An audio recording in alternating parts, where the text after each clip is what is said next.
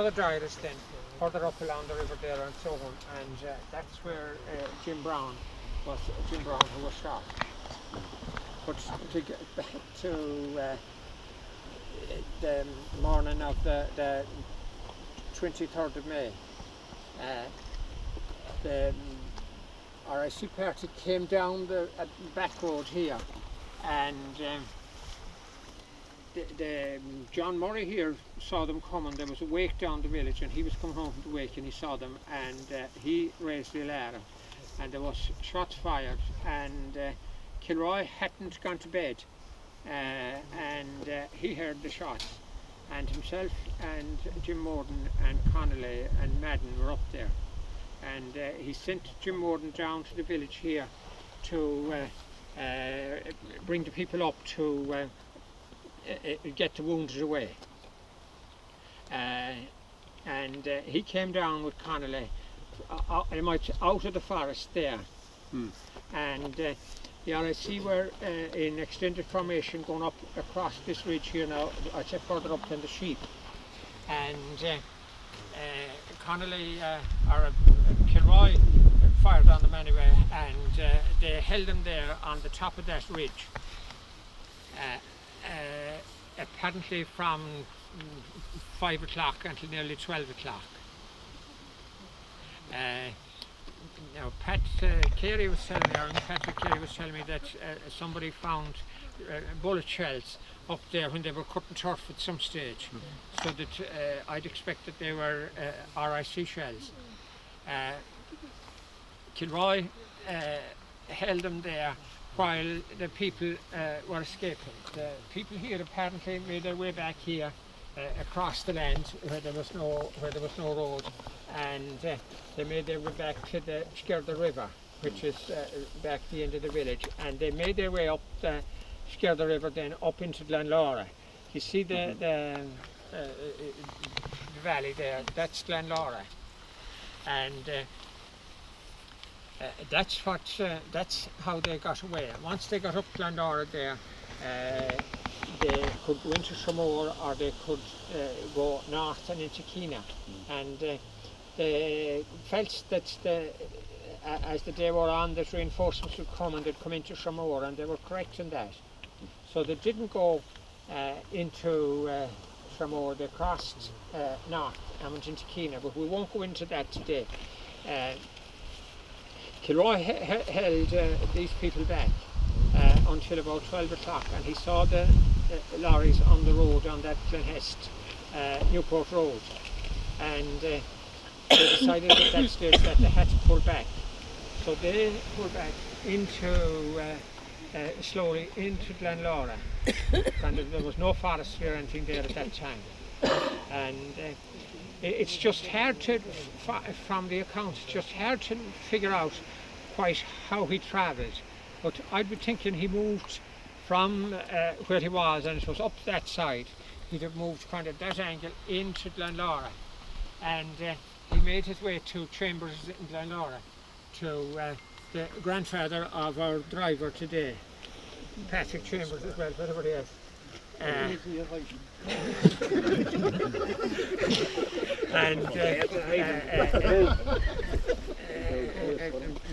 they hadn't got their breakfast until about 12 o'clock in the day. So Kilroy, they were fed in Chambers's, and before they had finished, they could see the RIC and Black and Tans on the horizon as they looked in this direction. So they had no choice but to get moving again, and they moved out a small bit in this direction and climbed up the hill. It's the hill now to the left hand side of the forest, and there was a kind of a depression in the ground there. Kilroy thought it was a landslide, and that's what it looks like today. And they climbed up into that, and there was very long vegetation, if we call it, and they got up about quarter way, and they were being sprayed occasionally with a machine gun, and eventually they decided to lie in the heather, and they watched the RIC and British Army go into Glenlara. And when they had gone in, they climbed to the top of the hill over that forest there to what they call the Black Banks, and they stayed there for the day until night came, and they came down at nightfall and back to McDonald's here again, and they were fed in McDonald's, and they made their way, there's 7 of them, back across the wire bridge and to Reggie Tools over in Glenlara. Now the people that Kilroy and Connolly were there initially, and when Madden got the wounded people away, he came down, and with the firing cover from Madden, it allowed Kilroy and Connolly to pull back, and later they were joined by 4 more. There was Johnny Gibbons, Tom Kittrick, Jack McDonough, and there were 7 of them, and they stayed together, and they made their way safely out of Skerda, and everybody got safely away except Jim Brown, and we can't quite figure out how Jim Brown got caught. He apparently was on his own in Iris, and he may not have been called in time, but he crossed, instead of going up the river, he crossed the river to this side, and apparently the RIC and Black and Tans were spread out there, and they were. He came into their view, and he was shot, and he made his way back to Dyer's. They said holding his stomach, but his stomach had fallen out with where he was shot, and there's different accounts then of what happened, but he was taken to hospital that evening. Now up here on the bank, the Black and Tans, Joseph Maguire, he was an RIC man in Newport, and he was shot. He was shot dead, and his boss man, James Munro, who was district inspector of the RIC, he was wounded.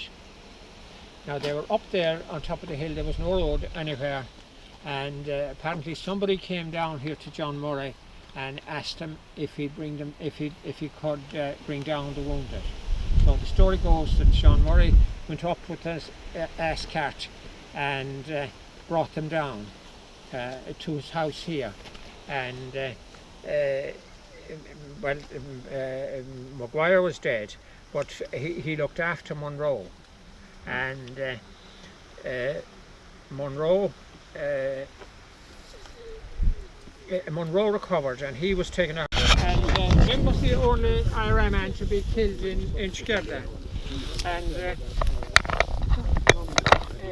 Jim was billeted in Dyers across the river there in the forest now, and he made his way. That's the river there, this side of the forest, that the other people made their way safely up into Glenlara, along the river there. But Jim, for some reason or other that we don't know, he came this side of the river. Now we think that that's kind of the ridge that we were saying that RIC and Black and Tans were on, and there must have been some of them in the man on the end of the line here must have seen Jim Brown coming and fired at him, and that he was hit here, but he didn't die here. It was said he hit in the stomach, and his stomach fell out, and that he carried it up to Jairus. But how he came to be in this position, that's the Mister. Now he was taken to Castlebar with the RS, I'd say with Monroe and Maguire, but he died the next day. And they have a Republican plot in Kilmina, and you have Pat Stanton, Jim Brown, and Paddy Jordan, buried in that Republican plot in Kilmina. This stone was apparently brought here in the 1920s. Nobody is quite knows when it came, and there was an inscribed stone here at the bottom of it, on this side as well, that's old.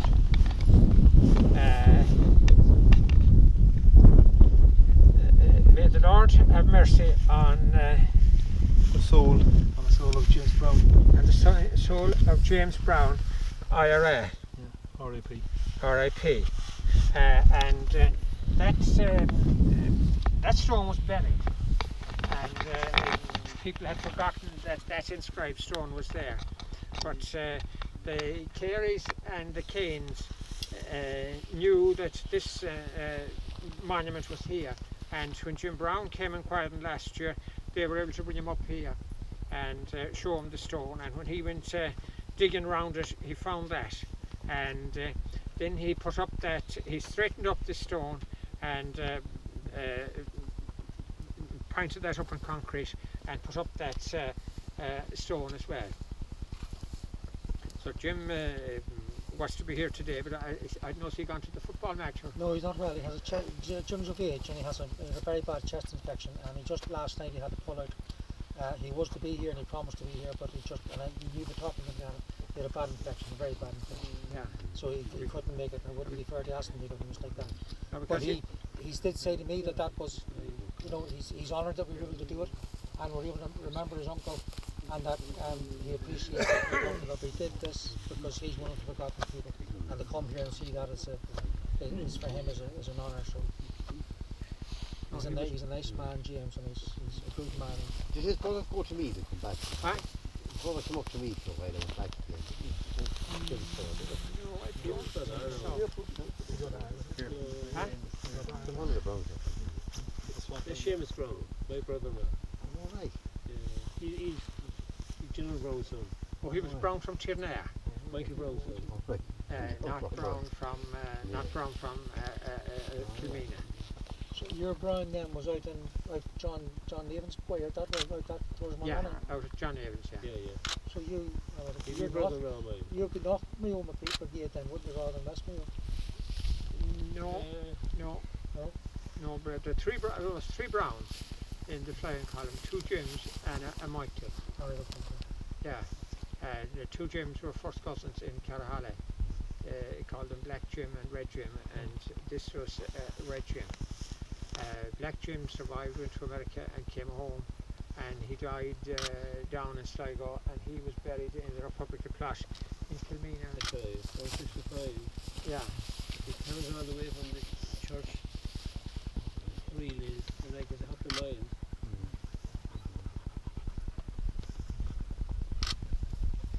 So now I hope you have a better understanding of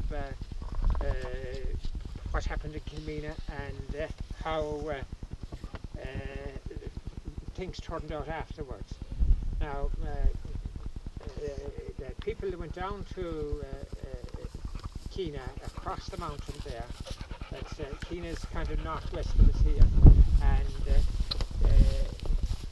the Castlebar people, there was about 10 of them in it, and they left them in Keena and they went across and into Crossmolina and back to Castlebar. The rest of them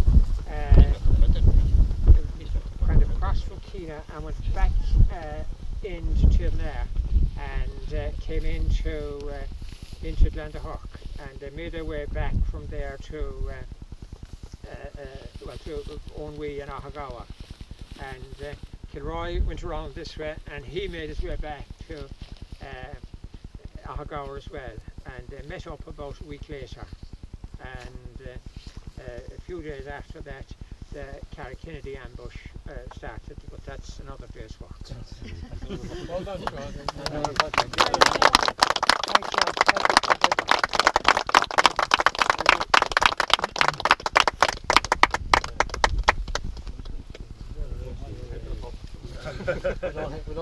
There's tea and there's coffee and sandwiches and scones and the hotel Newport for all of us here. All the company and thank you very much for coming, and especially to making the drop. It's nice to just remember it, isn't it? Great. Well done.